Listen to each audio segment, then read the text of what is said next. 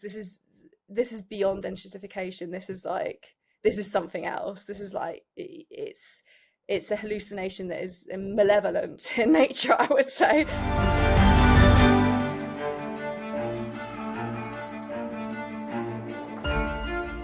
Joining me today is Natasha Bernal, Senior Business Editor at Wired. Thanks for joining me again.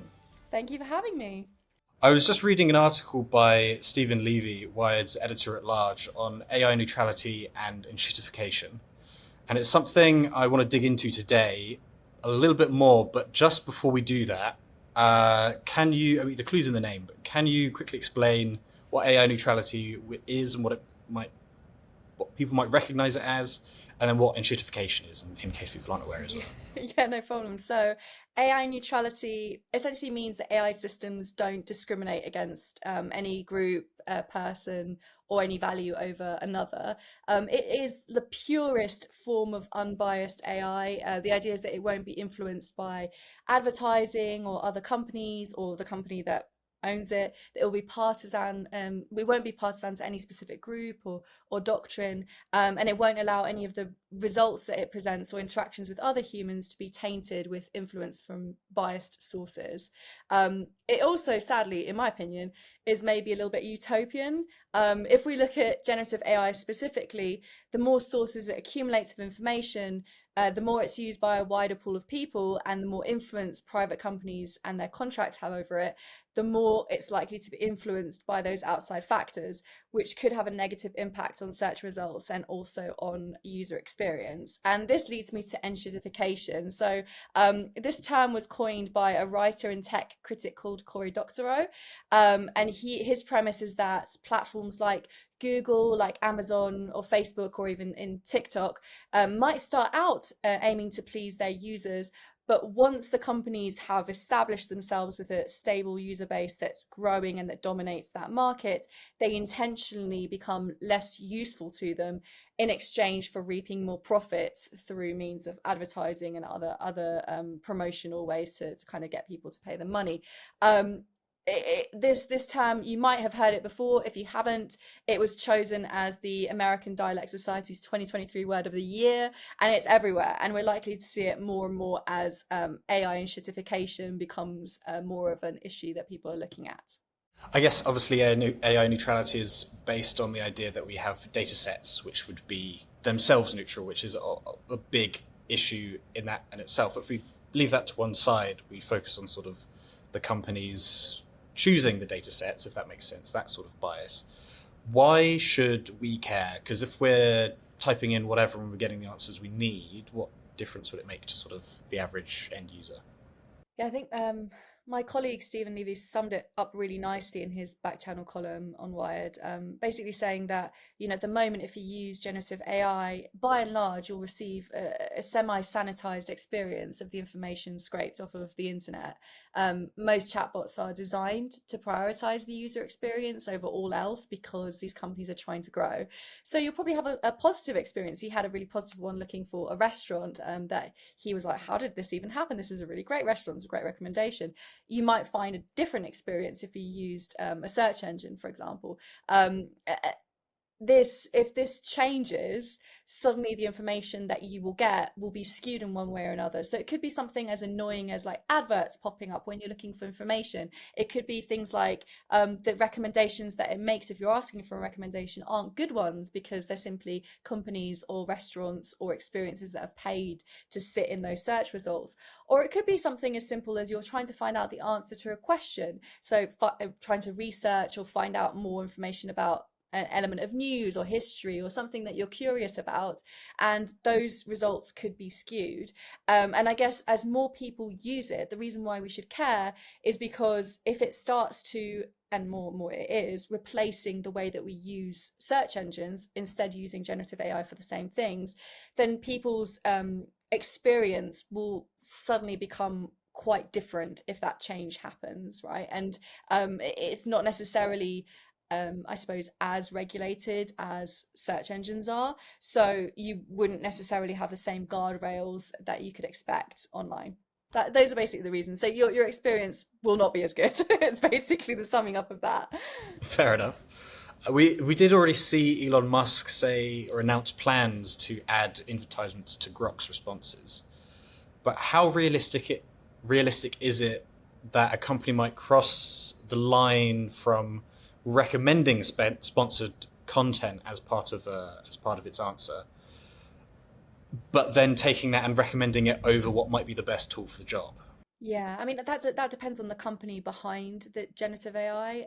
It's entirely possible that this could impact the user experience. So, for example, if you think of Google is very widely used in Europe. If you think about those sponsored results at the top of Google, if something like that were the case, then that would be plausibly a good kind of middle ground where it's not recommending it as a fact, but it's saying this is an advert, this is a sponsored bit of content. We've had this paid for, and this is why it's appearing to you. I guess the question is whether your actual result, the legitimate result that you're looking for, is displayed below, which is what happens in other areas of the internet, versus this, right? It depends on whether it displays it as fact, and that's the only result you're going to get, or if it's one of many, and also how it's displayed, right? It's you can see that for XAI, I mean, it's well within the rights of the company to prioritize advertisers over the content that Grok displays, because it's a private company. It can do whatever it wants with its product. Ultimately, these companies can do things like this, and then it's up to the users whether they feel the experience is so bad that they don't want to use the service anymore. That's what it comes down to. How does AI neutrality and enshittification factor into some of the concerning themes we're already seeing with AI? We did a piece today. I don't know if you spotted it. I edited it. It was by Caroline Haskins about basically we looked at over 200 complaints to the FTC regarding ChatGPT, and people were saying that essentially there were instances that they claimed ChatGPT was um, influencing them and creating what they called AI psychosis.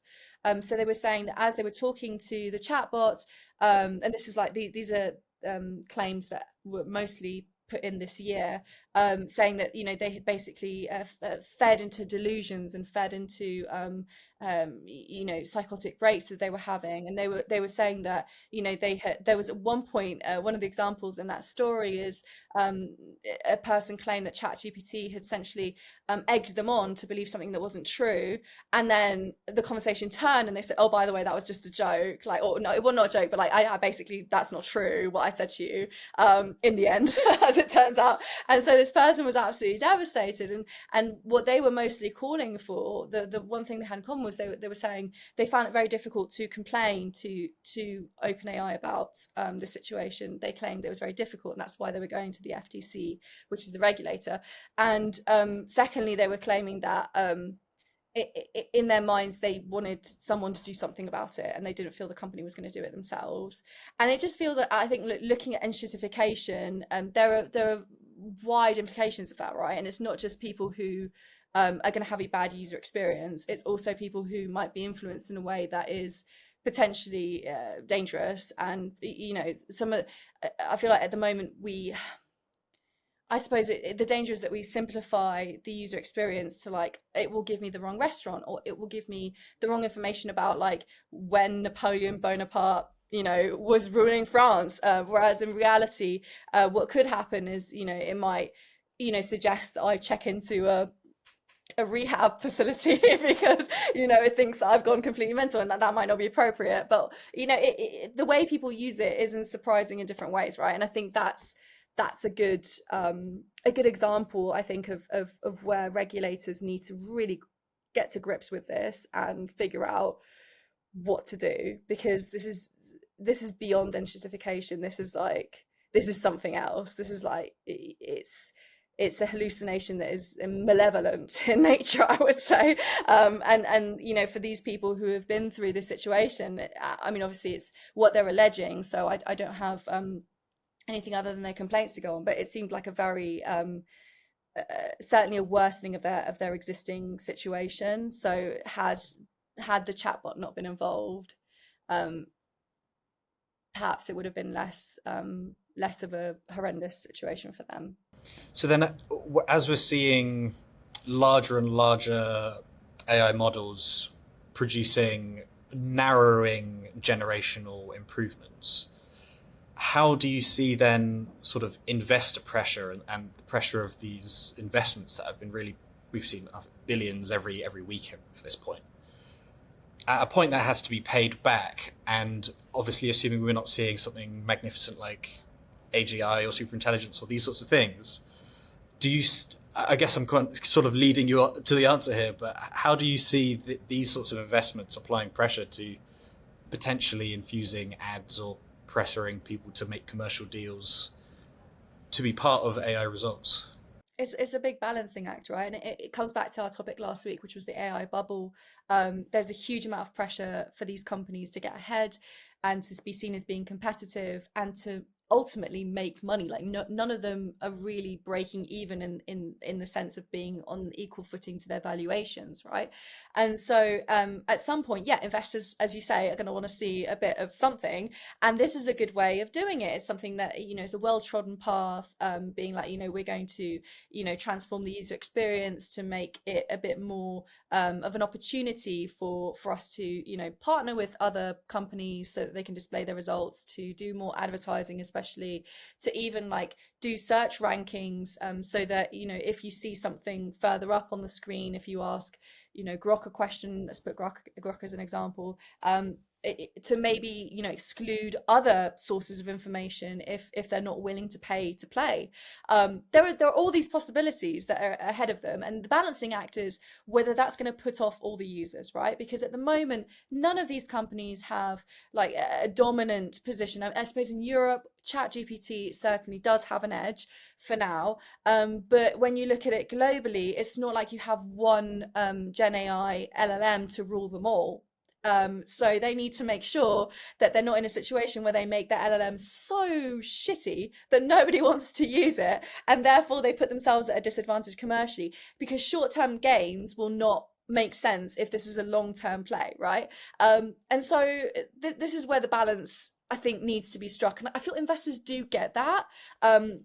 I do think we're going to start seeing more of like commercialization opportunities, certainly, but I do think they'll try and strike that balance so that the user experience isn't horrific. Where I think things could go wrong is as more and more people use these tools, you're in a situation where it will be harder to control where the algorithm needs to be sanitized and where errors need to be corrected. So all those hallucinations that you and I have spoken about before are going to potentially become more of an issue, especially if they add in different other elements. And I guess also you've got to remember these LLMs are also, on the other hand, eating up more and more information, right? And the more information they eat up, the more problems there might be later on down the line. So if you're talking about AI neutrality and you're talking about getting the best user experience possible, as they all race to get more information and digest more bits of data and even use user data to inform the way that their tools work, we're going to see a bit of a transformation. I expect that like user experience certainly in the next 12 months will be different on a lot of these LLMs, because it's inevitable. They're going to have to find ways of fine tuning, and some of that fine tuning might not sit right with users. I mean, are we seeing any examples of this enshittification happening now? So, like change of terms of services, or paying for new generations of AI and things like that? Yeah, I mean, you've got some LLMs openly do in the terms of service say we would like to train on your data. I think like some some people would argue that a good example of enshittification was actually with Grok, right? We had that example that was quite heavily publicized earlier this year, where Grok's algorithm was tweaked in order to only show conservative news outlet sources, and therefore it was just serving Fox News, and mostly Fox News to its users. And I guess that's the whole point of it. If you think about that as a specific example, if you want to go and ask Grok or any other tool a question, and the answer that it serves back is not the answer that you like, or not the answer that you would find useful more accurately, that's not a good product, is it? And so this is the issue that a lot of companies face, and the issue that they're going to have to grapple with, where they have to kind of I suppose put in a measure where they do want their tool to get better. It is proven that the more data that these tools consume, and the more they know about their users, the better user experience therefore follows. So you can see the logic of going like, we'd like more data, of things that you're interested in, and we'd like your data so that we can use that to feed back. And again, that does help with hallucinations. If you provide more opportunities for people to feed back, which is not the same as user terms of service, then you can see how that would be a useful thing. The question is, right, whether any of these tweaks that would happen to user data are actually going to help in the end the user experience, or whether you're just feeding the machine, right? That's the big question that people have. Like, how much is my data worth, and should it be contingent on me using a service that I might not find useful in times to come, right? And that's the big grappling that you're going to see happening, I think, with different changes of terms of service. I haven't seen, I have to say, loads of big changes at the moment. I know there have been things that have been tabled of like, we would like to make money, we would like to partner with people, but it hasn't necessarily evolved into something that you would see on a user level. There's obviously, where there isn't open source things in platforms that people might be familiar with enshittification on, sort of streaming services or things like that, where they charge, now it's ads, and now it's low quality and ads and all these sorts of things. You don't really have an open source, obviously, apart from piracy, which we wouldn't recommend or condone. Does the Chinese sort of approach to LLMs and having this sort of open source alternative, does that reduce the possibility that companies might do this because there's a free and available alternative that people can just go and download and not have to deal with it anymore? I think you're kind of, yeah, I would say that, I mean, obviously all the companies in this space would disagree with me, but I would say that having open source models does incentivize more of a kind of democratic situation where you wouldn't have companies dictating what you're going to be seeing on a platform. I mean, this is where the big divide between the US and China is happening, right? If you look at all, the ethos of especially Chinese researchers and a lot of the LLMs that we're seeing coming out of that space, they are open source, and more importantly, they're governed by AI ethics. China has been really, really pushing AI ethics measures in order to make sure that these types of issues don't occur, and also that neutrality is achieved in its best form in reality, right? So there will be obviously errors and all that sort of stuff, but that's what they're aiming to do. And the interesting thing about some of the AI ethics rules that have been sort of put forward is that it covers things like AI-induced negligence. It kind of enshrines in the legal framework the professional responsibility in AI development. So even if it isn't an open source LLM, even if it is provided by a company, according to China and their view of things, AI ethics is so important that it should be a rule and requirement moving forward for people who are developing AI. And I can see that as being a useful thing. As the market is still growing and it's still kind of burgeoning, I do think that there is opportunity for especially Western companies to experiment with these kinds of things and say, okay, well, this commercial application works for me. I mean, look, if you use GPT-5, you can use the free version, but you have a paid for version that is better. You have the thinking version that is better. And so the question is, is that an element that we should be thinking about, because at the moment that's where they're trying to commercialize their product, which is very different from including sponcon or like adverts or whatever. It's a different, or like saying if you pay for this we'll take away the adverts, for example, which is another option, and we've seen that across many different sectors, especially like entertainment. Even like Netflix, you pay for it and you still get adverts now, which is something that you wouldn't have had 10 years ago. So I suppose my long-winded answer is, if you look at open source, I do feel that there is more opportunity there for things to go right. Do I think that open source is going to be the prevalent form of what we see? I sincerely doubt it in Europe and the US, especially because there's so much commercial incentive for these companies to go ahead and dominate that space. And there isn't a burgeoning alternative that is not coming from China, which has a geopolitical implication to it. So I would say that those who are interested are probably using many different types of LLMs, and I suppose are probably finding that the user experience is wildly different across different ones. But yeah, it's a hard, certainly hard thing to figure out how these things are going to play out. So if we put aside the notion of AI neutrality in terms of the sort of getting perfect, unbiased data sets, and again focus on this concept of AI neutrality in terms of the people making it, how how can governments, how can whoever protect AI neutrality? Can it be protected in this sort of this limited definition? Yeah, I mean, if you think that so far it's going okay, I guess, in terms of like user experience, obviously there are some issues, but by and large, it seems that the user experience is good. People like it, people enjoy it, people engage with Gen AI. So I guess regulation is a short answer. We're seeing some examples in Europe, so the DSA and also the CMA in the UK have said, we would like to designate AI overviews underneath their sort of new terms of like more strenuous regulation because they consider it market dominant. And I guess that could be extended to Gemini and other Gen AI LLMs. It's not at the moment, but the door's still open. And I think setting, I suppose, some guardrails or some requirements whereby these companies are told you're allowed to do X, Y, Z to make it profitable and to continue to grow your business, but you can't do that at the cost of sacrificing user experience. Those are the kind of things that, with the right kind of intervention and the right kind of guardrails, I think companies would probably welcome that.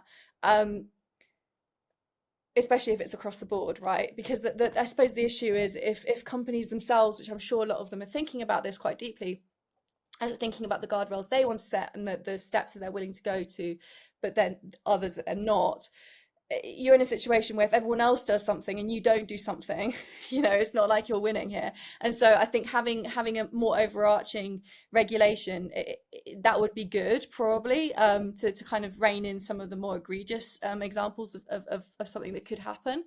Obviously, with regulation, until something does happen, it's not likely they're going to do anything, right? So, that's another issue. It takes a long time to regulate the industry, and some people would argue, such as the U.S. administration right now, that it's not necessary to regulate anything, and that in fact it should just be grow, grow, grow, and allow them to grow. And I do also see the sense in that, like, this is a burgeoning industry, and you don't want them to be hamstrung.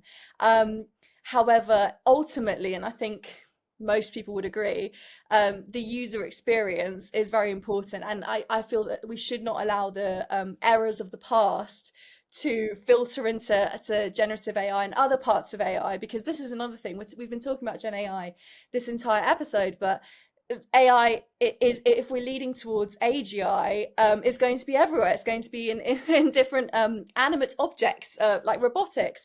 And this is where it's very important to get things right if we can, to begin with, rather than try to fix things if they go wrong. And I would hate to be in a situation where we have adverts blazing everywhere, or we have results that are entirely informed with whoever would pay for them, and the user experience is just enshittified everywhere.